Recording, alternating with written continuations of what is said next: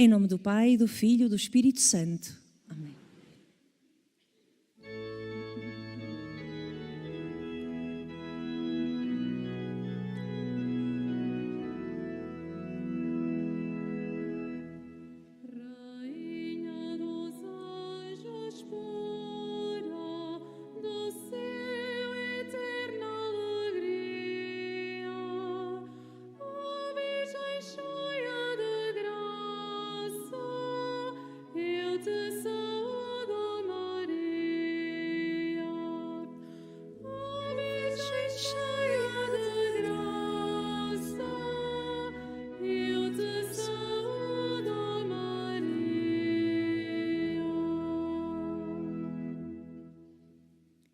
E oferecemos a Nossa Senhora este momento, sobretudo o momento onde iremos meditar no mistério da apresentação do Senhor em reparação ao seu Imaculado Coração.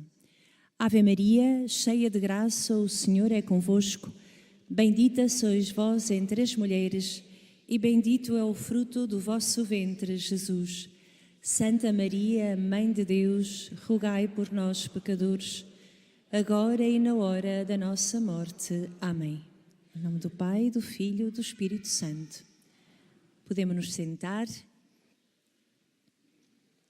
E neste primeiro momento de acolhimento, todos os peregrinos que aqui nos encontramos, sob o olhar de Maria, eu faço uma pergunta que já sabemos qual é. Fazemos esta pergunta desde o início dos primeiros sábados, que se celebram no santuário.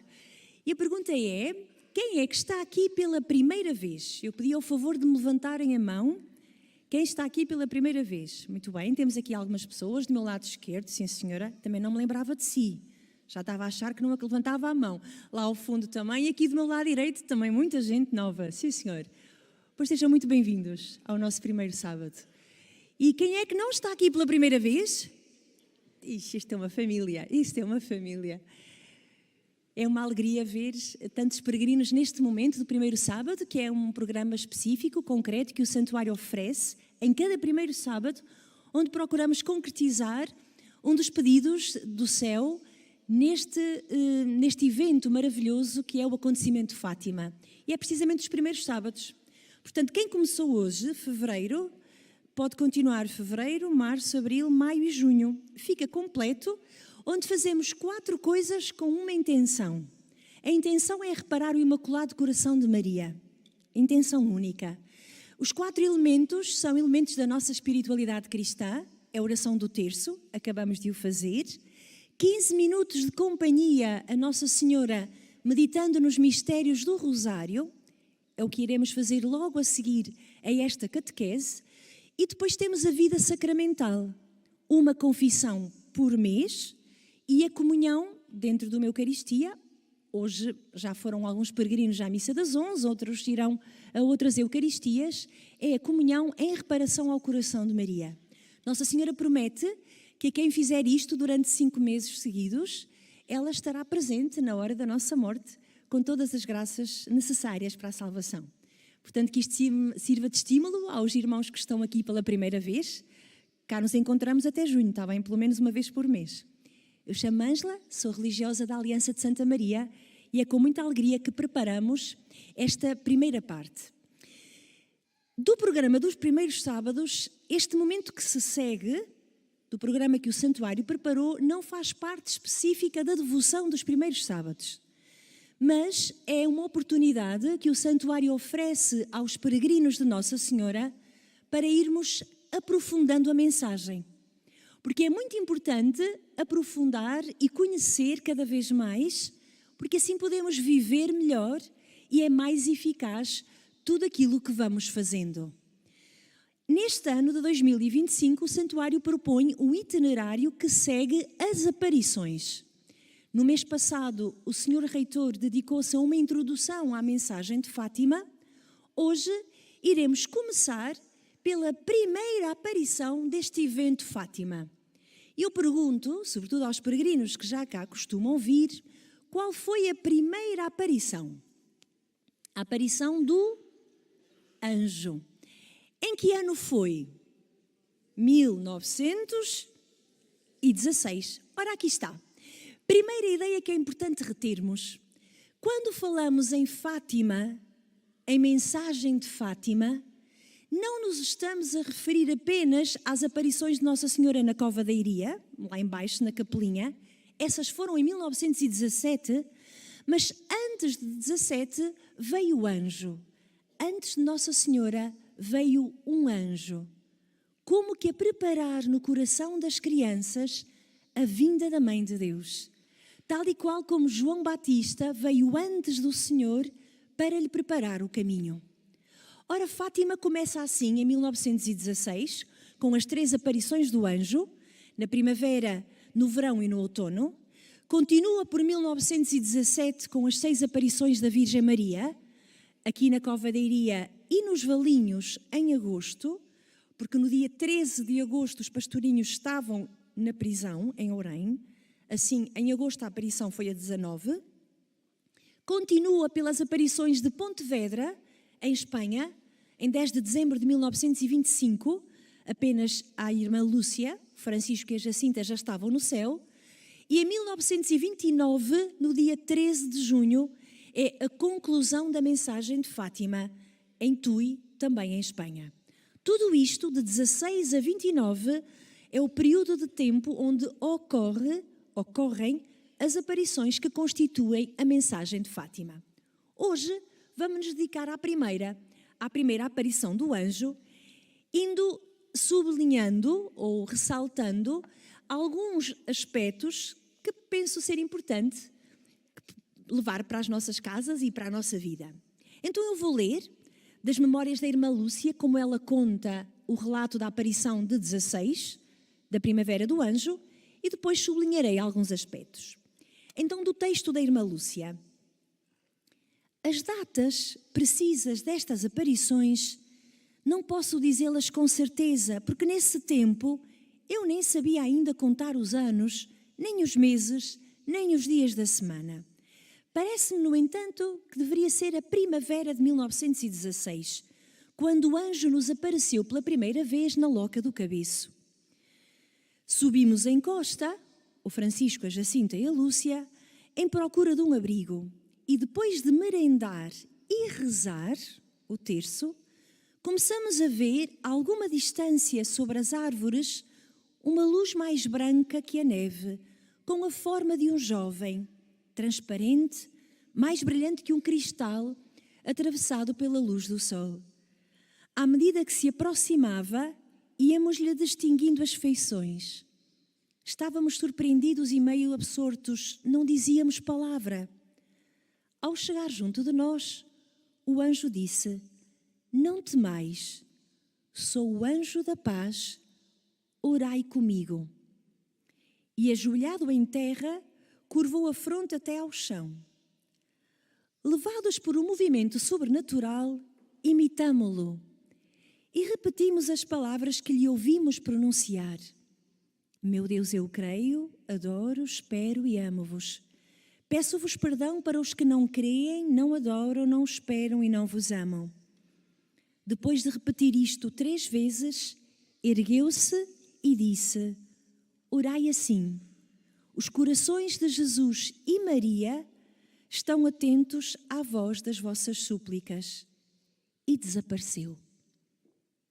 A atmosfera do sobrenatural que nos envolveu era tão intensa que quase não nos dávamos conta da própria existência.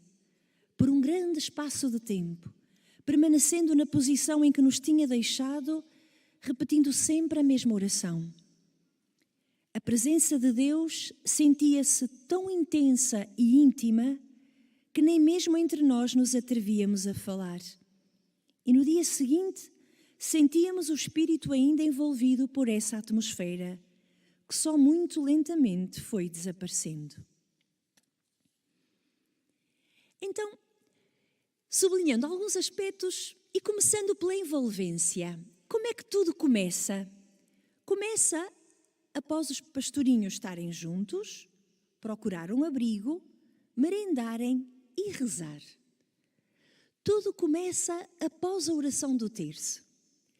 Quer dizer que sempre que rezamos, e disto nos fala a Lúcia, ainda que nem o soubesse que disso estaria a falar, Tudo começa quando começamos a rezar.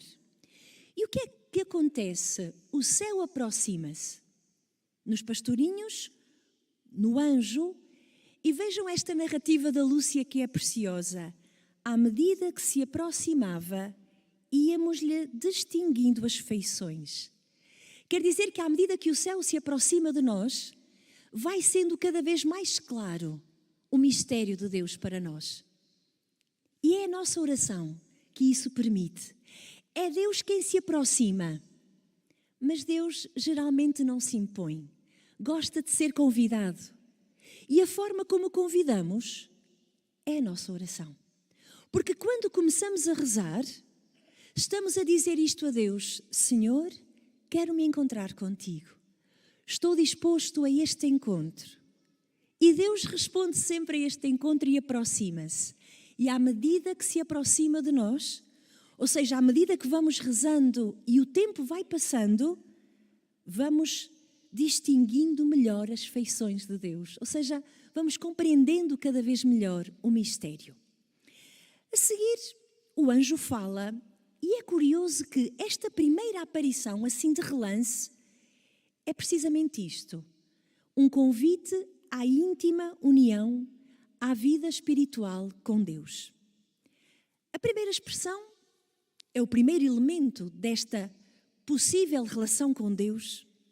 Porque é que é possível termos uma relação com Deus? Porque é que é possível crescermos na intimidade com Deus? Pela primeira palavra que o anjo diz. A primeira palavra de Fátima. Assim se inaugura este magnífico evento que é a mensagem de Fátima. Alguém se recorda das duas primeiras palavras que diz o anjo? Não temais.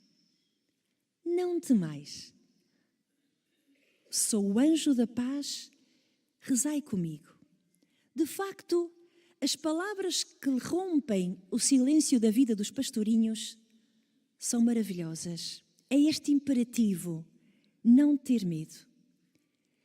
Que pedido será este de tão importante que a Virgem Maria em Fátima, em 1917, no ano seguinte, vai ser precisamente o mesmo? As primeiras palavras de Maria no acontecimento de Fátima são as mesmas. Não tenhais medo, que eu não vos faço mal. De facto, precisamos mesmo de ouvir este não temais, que são as palavras do ressuscitado na manhã da Páscoa. É que verdadeiramente talvez seja isto que mais nos falta para começarmos uma relação profunda e íntima com Deus. É não ter medo dele. É verdade. Às vezes temos medo de Deus. Sabem que eu ouço alguns jovens ou rapazes e raparigas que até parece que o Senhor está a chamar para a vida consagrada. Digo isto porque amanhã é o dia do consagrado e estou tão feliz por ver aqui tantos religiosos e religiosas. Ouço tantas jovens que sentem o chamamento para o sacerdócio, mas dizem: eu nem quero fazer a pergunta a Deus porque tenho medo do que Ele me vai pedir. Olha que engraçado, temos medo de Deus. Ou vejo cristãos batizados a dizerem: eu nem quero começar uma vida mais séria de conversão porque tenho medo do que Deus me possa pedir. Temos medo de Deus, temos medo de tanta coisa. Mas hoje queria-me focar neste porquê temos medo de Deus. E dizemos isto: temos medo do que Deus me possa pedir. Curioso, não dizemos estou tão feliz por aquilo que Deus me vai dar. Não, temos medo do que Deus possa pedir. Mas acreditem, meus irmãos, Deus não nos pede nada que não vá utilizar para a nossa alegria e para o nosso proveito, para o nosso bem. Por que ter medo? Então Fátima abre com este apelo à confiança. Somos lançados no mistério da confiança. Não ter medo é próprio de quem confia. E quem confia é que se abandona nas mãos de Deus. Porque somos sustentados por uma força superior a nós. Sim. E deixem-me dizer-vos que sem confiar não podemos viver a palavrinha que o anjo diz a seguir: sou o anjo da paz. Só quem confia é quem tem paz. E é verdade, Fátima desde o princípio é também este anúncio da paz. Vê-se logo que estamos a falar de uma mensagem de paz. Não é só porque o mundo está em guerra, estamos na Primeira Guerra Mundial nesta altura, mas porque o anjo diz: sou o anjo da paz. Começamos a intuir desde o princípio que esta mensagem nos aponta para aquele único que é a nossa paz, que é Jesus. É São Paulo que nos diz na carta aos Efésios: Cristo é a nossa paz. E se Fátima é sobre a paz, então Fátima é sobre Cristo. E o anjo a seguir convida: rezai comigo. Tão bonita esta lembrança, este recordar que temos um anjo da guarda pessoal. Portugal tem um, é este, que tem a missão da paz, mas também este recordar que somos convidados a chamar o nosso anjo para rezar connosco. E depois o anjo diz de rezar comigo, prostra-se, os pastorinhos imitam-no e ensina-lhes a oração, meu Deus, eu creio, e por aí diante. Queria sublinhar só este aspecto. Os pastorinhos imitam o anjo no seu gesto de adoração. É interessante que o anjo não diz aos pastorinhos para se prostrarem ou para se ajoelharem. O anjo faz e os pastorinhos imitam. Que grande estímulo para nós que somos pais, ou tios, ou avós, ou educadores na fé de alguém. A melhor forma de levar alguém, de conduzir alguém pelo caminho da fé é dar o nosso próprio testemunho. É tão bonito quando vejo um pai ou uma mãe a ensinar uma criança a fazer o sinal da cruz e depois põe as mãozinhas erguidas. É certo e sabido que a criança vai pôr as mãozinhas erguidas também, porque fazem o que os pais fazem. Não percamos isto de vista, o valor do nosso testemunho. Ao passar diante de um sacrário, uma genuflexão bem feita é a melhor forma de ensinar os nossos jovens e crianças a fazer uma genuflexão. Depois até suscitar a pergunta: por que é que te estás a ajoelhar diante daquela caixa, daquele sacrário? E esta pergunta suscita a resposta e ensinamos quem é o Senhor. Algo que aprendemos do anjo: a melhor forma de ensinar é o nosso testemunho. Então depois vem a oração, que é uma oração muito pedagógica e muito interessante. Meu Deus, eu creio, adoro, espero e amo-vos. É uma oração que contém as 3 virtudes teologais: a fé, a esperança e a caridade. As 3 virtudes teologais. Depois, no meio, tem a adoração, e já iremos falar.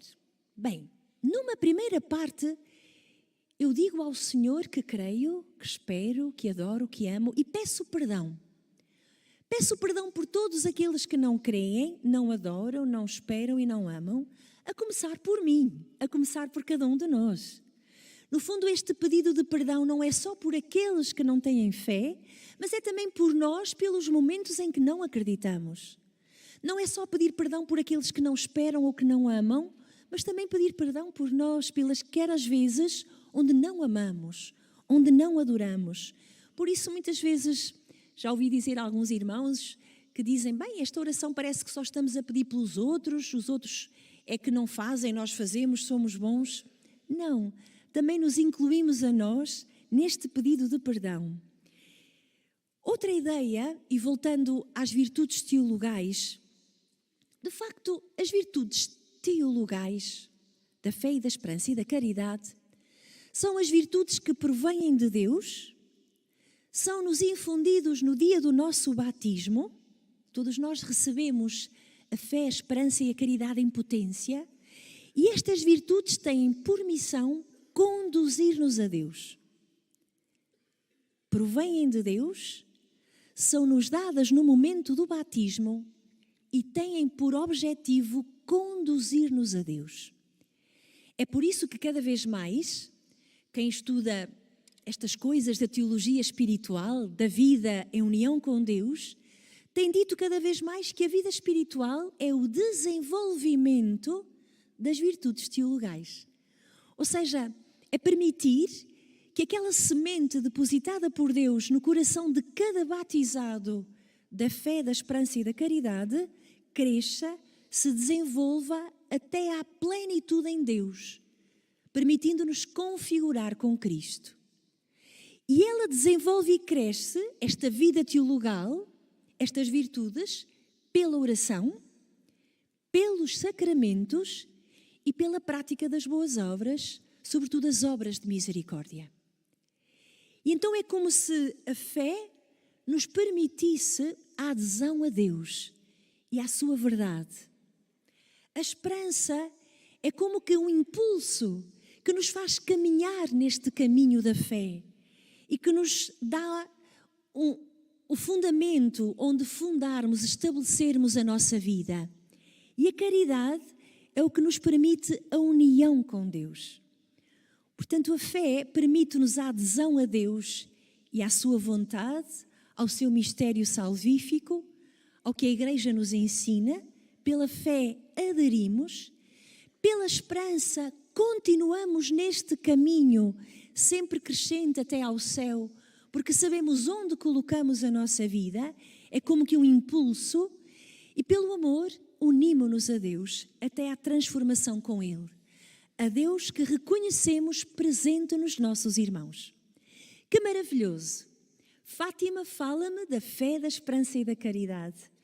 E ao introduzir a adoração, meu Deus, eu creio, adoro, espero e amo-vos, ao convidar-nos à adoração, Fátima fala-nos daquilo que permite de facto o desenvolver até à plenitude da vida batismal, que é a adoração e a adoração eucarística. Muito interessante. Antes de Nossa Senhora vir, antes do pedido da oração do Rosário, vem este aceno à vida batismal, vem este sublinhar da importância da adoração para a nossa vida batismal se desenvolver. Relativamente à fé, à esperança e à caridade, há mais um pormenor que gostaria de partilhar convosco. A irmã Lúcia, como sabem, escreveu um diário. E no seu diário, que se chama O Meu Caminho, ela vai registando os encontros que tem de pessoas que a visitam, concretamente os cardeais que a visitam. A Lúcia registra que se encontrou com um determinado cardeal que a foi procurar. Geralmente não descreve muito os encontros. Diz só, veio-me visitar Sua Eminência Reverendíssima, o cardeal X. Ora, há um cardeal que a visitou em 1996 e que a Lúcia descreve pormenorizadamente o encontro. E foi o cardeal Ratzinger, que em outubro de 96 visitou a Lúcia. E é muito interessante que a Lúcia descreve com quem veio o cardeal, quem o acompanhou, e descreve uma pergunta que uma pessoa que acompanhou o senhor cardeal lhe fez. E este senhor bispo fez-lhe assim: ó irmã, de tudo o que compreendo da mensagem de Fátima, o que lhe parece ser o mais importante? E a Lúcia dá esta resposta: parece-me que o mais importante é que tudo na mensagem nos quer fazer, aponta para nos fazer crescer na fé, na esperança e na caridade. Tudo na mensagem de Fátima nos aponta para nos fazer crescer, nos encaminha para fazer crescer na fé, na esperança e na caridade. E depois, a Lúcia, que sabia que estava diante do prefeito para a Congregação da Doutrina da Fé, o cardeal Ratzinger, pergunta-lhe assim: Sua Eminência, respondi bem? Ao que o cardeal Ratzinger lhe respondeu: sim, muito bem, muito bem, muito bem. Curiosamente, 4 anos mais tarde, o cardeal Ratzinger tem uma incumbência de João Paulo II, que é comentar o segredo de Fátima, que ia ser totalmente publicado. E o cardeal Ratzinger, no comentário teológico que faz, diz assim: num colóquio íntimo que tive com a irmã Lúcia, ela disse-nos que tudo em Fátima apontava para o crescimento da fé, da esperança e da caridade. Que bonito! Este encontro que marcou a Lúcia a tal ponto que o registou no seu diário, marcou também o cardeal Ratzinger a tal ponto que o inclui no comentário oficial da Igreja ao segredo de Fátima. E sob o signo da fé, da esperança e da caridade. E mais curioso ainda, quando Ratzinger se torna o Papa Bento XVI, qual foi a sua primeira encíclica? Alguém se recorda? Deus é amor, a caridade.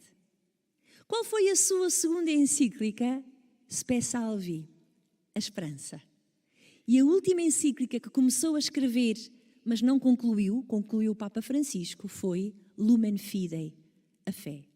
Fé, esperança e caridade, as encíclicas do pontificado do Bento XVI. O homem que tinha encontrado Lúcia de Jesus e que lhe diz que o fundamental de Fátima é o que se passa já nesta primeira aparição e nos conduz para a fé, para a esperança e para a caridade. Não me parece ter sido coincidência todo este percurso que Deus faz a partir de Fátima até aos nossos tempos de hoje. Mas, estamos a concluir, o anjo termina com esta expressão: os corações de Jesus e de Maria estão atentos à voz das nossas súplicas. Temos aqui o elemento do coração de Maria, que aparece unido ao elemento do coração de Jesus, unido, e nas 3 aparições do anjo iremos ter este elemento, uma referência ao coração de Maria unido ao coração de Jesus, e aqui aparecem como aqueles que estão atentos à voz das nossas súplicas. Que bonito! O anjo não diz aqueles que ouvem, diz que estão atentos. Que lição extraordinária, porque vocês aqui todos estão a ouvir, é ou não é verdade? Mas será que todos estão atentos? Claro que sim. Ou seja, há várias formas de escuta. Há uma escuta ativa, atenta, que todos os nossos sentidos estão focados na pessoa que nos fala. E há aquela forma de ouvir um pouco mais distraída, que também se passa connosco, pois é muito difícil ter a atenção durante 30 minutos. O anjo utiliza a palavra que significa estar mesmo focado, concentrado, com todos os sentidos envolvidos na comunicação. Os corações de Jesus e de Maria estão atentos à voz das vossas súplicas. Que lição tão bonita para este tempo, onde por vezes sentimos que Deus não responde às nossas orações, ou queremos uma resposta imediata, vivemos no tempo do agora e do já e do rapidamente, onde às vezes parece que Deus se esconde. O evangelho desta manhã de sábado era Jesus a dormir num barco em tempestade e os apóstolos aflitos e a dizer-lhe: então não te importas que a gente vá aqui a se afundar? Parece que o problema dos apóstolos nem era tanto a tempestade, mas era que Jesus estava a dormir. Como é que era possível? Às vezes na nossa vida parece que o problema nem é o que se passa connosco, é que Deus não parece que nos está a ouvir, e isto magoa-nos muito. Pois o anjo garante-nos que estão atentos. Podem não responder imediatamente ao que queremos ou ao que queremos exatamente como lhe pedimos. Mas se levamos a sério a primeira frase do anjo, não temais, então confiamos, continuamos a confiar que ainda que as nossas orações não sejam logo atendidas, o coração de Jesus e de Maria continuam atentos a nós. E isto é a nossa alegria. E concluo com a descrição da Lúcia do que os pastorinhos sentiam. A atmosfera sobrenatural que nos envolvia era tão intensa que quase não nos dávamos conta da própria existência e a única coisa que fazíamos era repetir sempre a mesma oração. Deixo-vos com este convite, irmos repetindo esta oração do anjo nos nossos caminhos, na nossa casa, no nosso trabalho, quando estivermos sozinhos, repetir esta oração que o anjo nos ensinou e também nós experimentaremos o quão próximo Deus está das nossas vidas. Tão próximo que até lhe podemos ver o seu rosto e as suas feições. Seja louvado nosso Senhor Jesus Cristo. Aguardamos então agora a vinda do Senhor Eucaristia. Quando Ele chegar, os que puderem ajoelhar-se em adoração poderão fazê-lo. Depois somos convidados a adotar a posição que mais nos permite a oração. E no final, durante a bênção, também somos convidados a ajoelharmos-nos.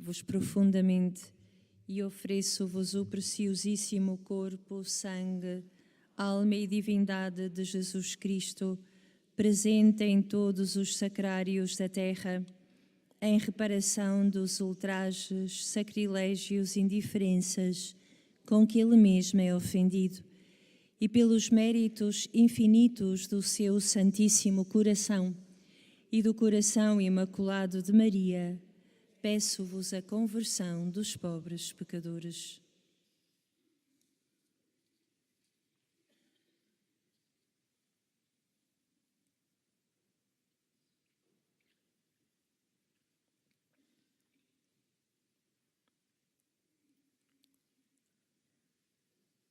Estamos diante de Jesus, Eucaristia,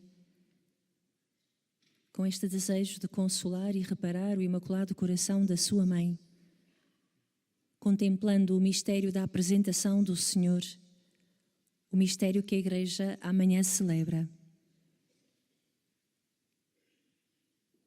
E segundo o relato de São Lucas, quando se cumpriu o tempo da sua purificação, segundo a lei de Moisés, levaram-no a Jerusalém para o apresentarem ao Senhor, conforme está prescrito na lei do Senhor. Ora, vivia em Jerusalém um homem chamado Simeão. Era justo e piedoso e esperava a consolação de Israel. O Espírito Santo estava nele. Tinha-lhe sido revelado pelo Espírito Santo que não morreria antes de ter visto o Messias do Senhor. E, impelido pelo Espírito, veio ao templo, quando os pais trouxeram o menino Jesus. Simeão tomou-o nos braços e bendisse a Deus, dizendo: Agora, Senhor, segundo a tua palavra, deixarás ir em paz o teu servo, porque meus olhos viram a salvação que ofereceste a todos os povos, luz para se revelar às nações e glória de Israel, teu povo. Seu pai e sua mãe estavam admirados com o que se dizia dele.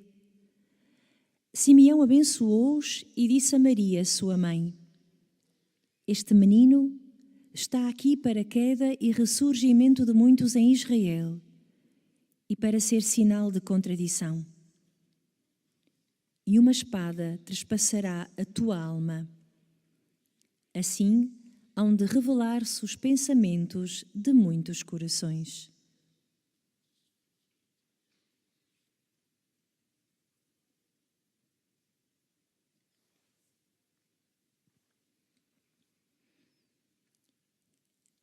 Neste ano jubilar, o Jubileu da Esperança, vamo-nos deixar acompanhar por Simeão, o homem que se alimentava de uma esperança.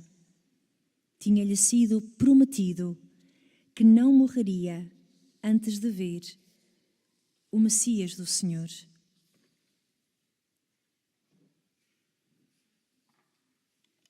E pensemos então Simeão, o homem da espera e da confiança.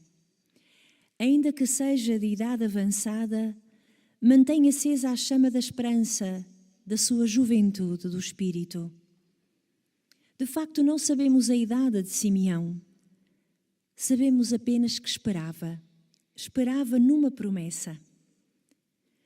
Pois este homem, apesar de anos e anos não ter visto cumpridas as promessas do Senhor, não desanimou, não fica amargurado no seu coração, nem deixa que o seu coração seja tomado pela aridez e pelo azedume. É um homem da esperança. E como dizia um teólogo, por meio da fé, o homem encontra o caminho da verdadeira vida, mas apenas a esperança o mantém nesse caminho.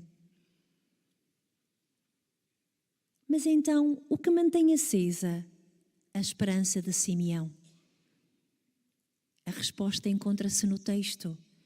Vinha ao templo todos os dias, vinha rezar. A oração sustentou-o nesta espera. Provavelmente teve dias em que pensou: se calhar enganei-me, Pensei que o Espírito Santo me prometeu que veria o Salvador, mas enganei-me. Ou então, o Senhor enganou-me. Vou morrer sem o ver. Não sabemos quais as tentações de Simeão na sua longa espera. Mas sabemos, como alguém também disse, que aquilo que o atormentava não era nada comparado com aquilo que ele esperava. De facto, a esperança em ver o Messias era muito maior do que o desânimo dos dias onde não o viu, muito maior que os sofrimentos. De facto, quando aquilo que nos magoa, que nos dói, quando os nossos sofrimentos são menores do que aquilo que esperamos, a salvação de Deus, então conseguimos caminhar seguros, alegres e serenos, ainda que no meio das dificuldades. A esperança na promessa deu coragem a Simeão para os longos dias onde não viu o Messias. A nossa confiança em que Deus está conosco dá-nos segurança para os dias onde parece que não o vemos. Por isso, pensemos no silêncio do nosso coração. Somos como Simeão, gente de oração e de espera?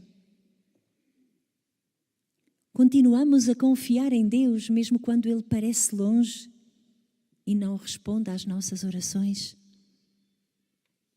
Pensemos no silêncio do nosso coração enquanto contemplamos o Senhor presente diante de nós.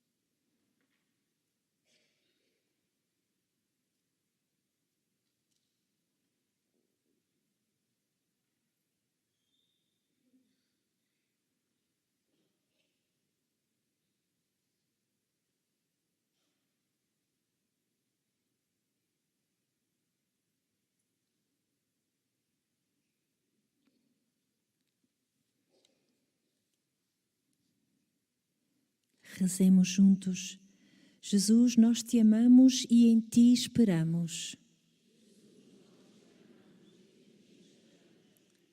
Jesus, nós te adoramos e em ti confiamos. Jesus, nós te louvamos e a ti nos entregamos. Jesus, nós te louvamos e a ti nos entregamos.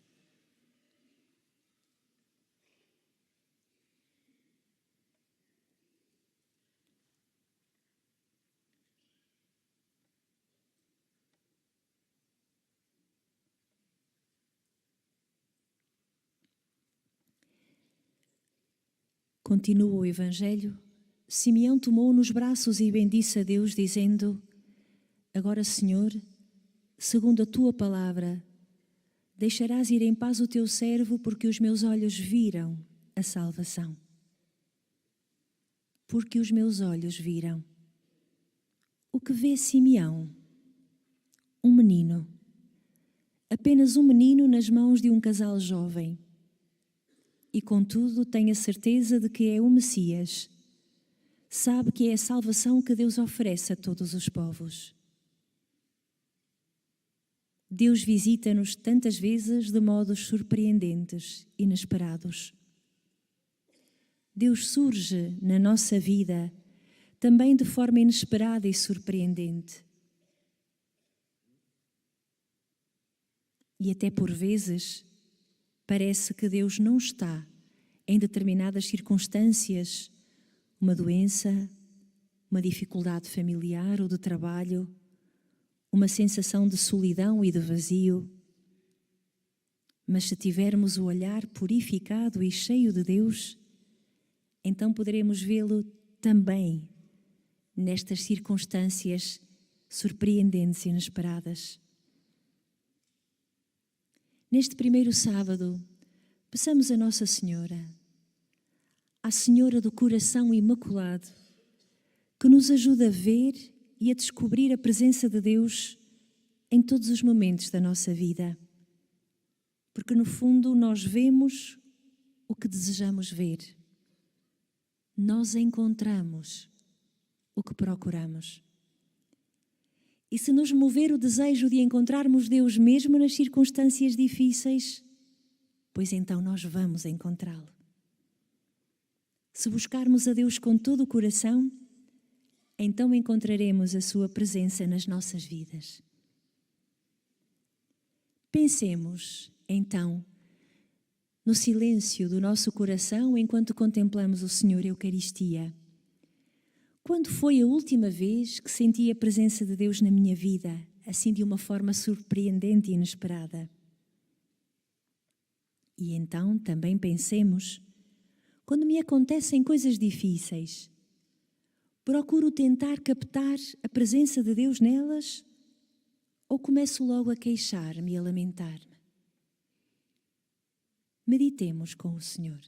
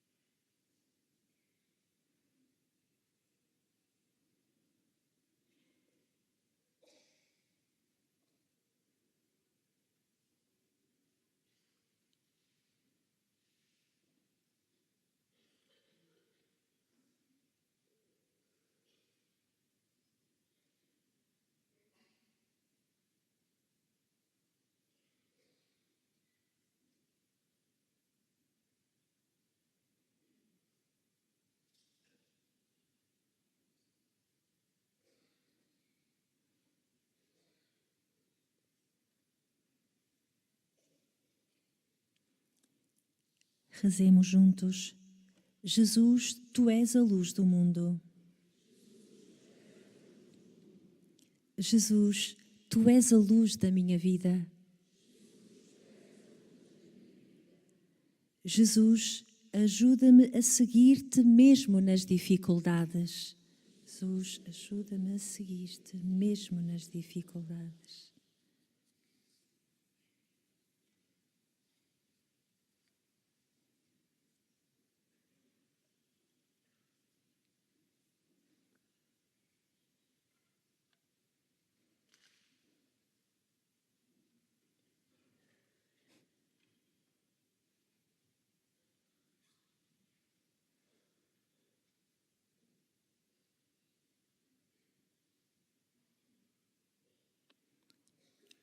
Continua o Evangelho.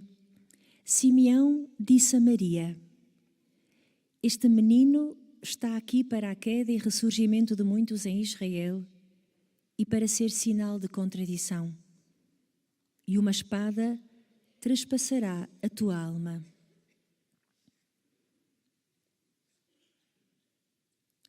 Estas palavras tocam no mais profundo do nosso ser e da nossa alma, da nossa história e da nossa vida.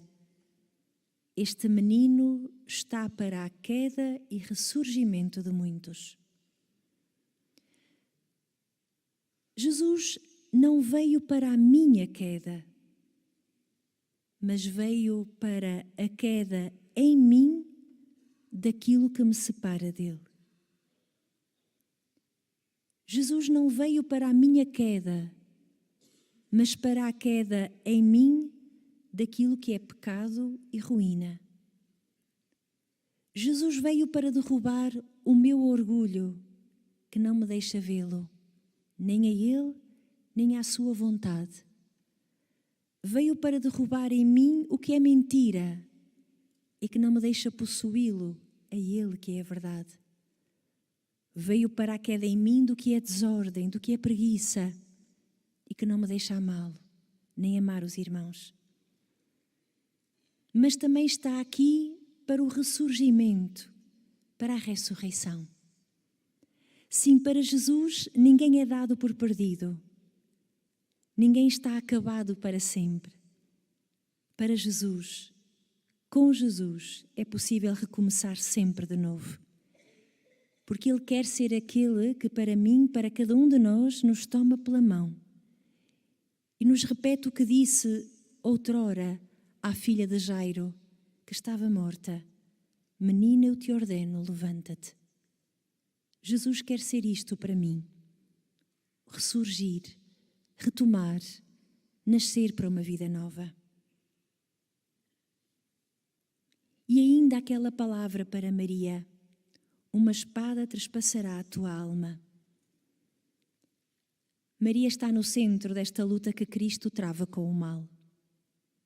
Naquela batalha que sempre durante os séculos se travará entre os que acolhem o seu filho e os que vão rejeitá-lo. Tudo o que se irá passar com Jesus na sua vida apostólica, no cansaço e na rejeição e até na morte, vai se realizar na alma de Maria. Maria tem de confiar. Passará pela dor, pela escuridão, pelo silêncio angustiante. Também Maria irá reconhecer a rejeição e a morte. De facto, Simeão anuncia as dificuldades de todos os crentes. É uma característica dos que seguem Jesus. Às vezes não é fácil segui-lo em alguns momentos. E o Evangelho está cheio de relatos de pessoas que abandonaram Jesus quando as palavras se tornaram exigentes, quando segui-lo era mais difícil. Então pensemos: o que é que eu quero pedir a Jesus que derruba em mim? Que circunstância sinto que me está a impedir de caminhar? Para essa circunstância peço o olhar do Senhor. E por outro lado, onde é que Jesus hoje na minha vida parece ser sinal de contradição? Ou seja, onde me está a ser difícil segui-lo? Pensemos tudo isto, também iluminados por Maria, no silêncio do nosso coração.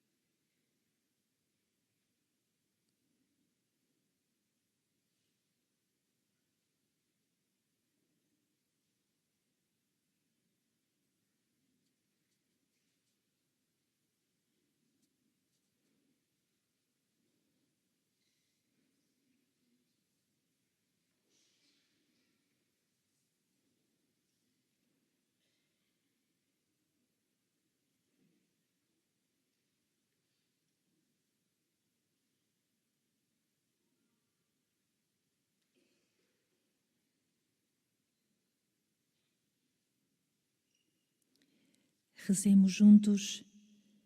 Jesus, luz do mundo, sê a luz da minha vida.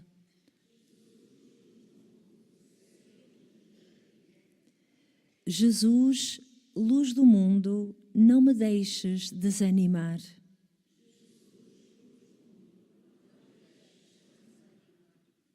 Jesus, luz do mundo, afasta as trevas da minha vida.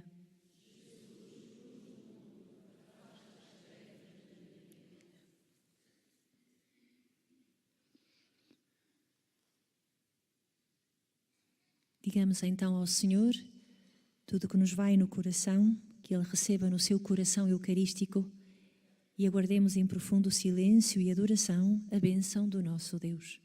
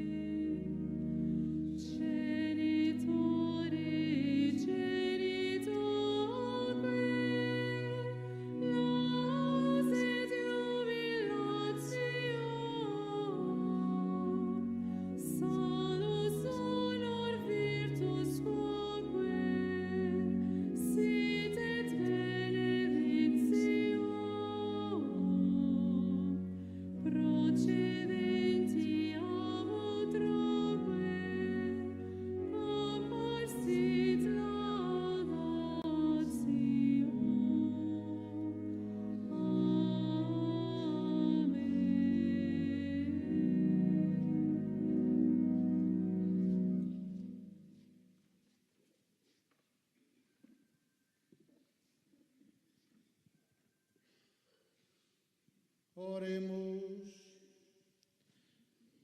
Senhor Jesus Cristo, que neste admirável sacramento nos deixaste o memorial da vossa paixão, concedei-nos a graça de venerar de tal modo os mistérios do vosso corpo e sangue, que sintamos continuamente os frutos da vossa redenção.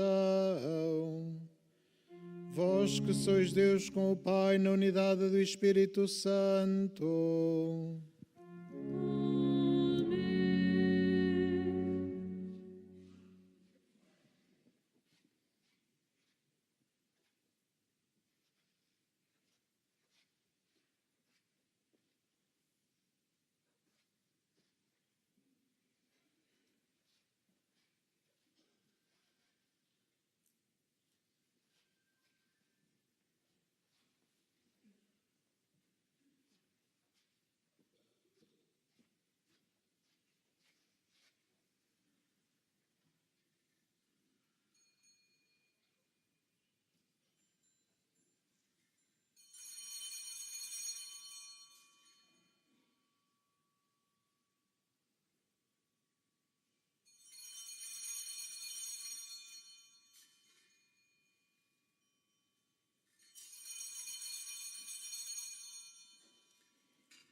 Bendito seja Deus, bendito o seu santo nome, bendito Jesus Cristo, verdadeiro Deus e verdadeiro homem, bendito o nome de Jesus, bendito o seu sacratíssimo coração, bendito o seu preciosíssimo sangue, bendito Jesus no santíssimo sacramento do altar, bendito o Espírito Santo Paráclito, bendita a excelsa Mãe de Deus, Maria Santíssima, bendita a sua Santa Imaculada Conceição, bendita a sua gloriosa Assunção, bendito o nome de Maria, Virgem e Mãe, bendito São José, seu castíssimo esposo, bendito Deus nos seus anjos e nos seus santos.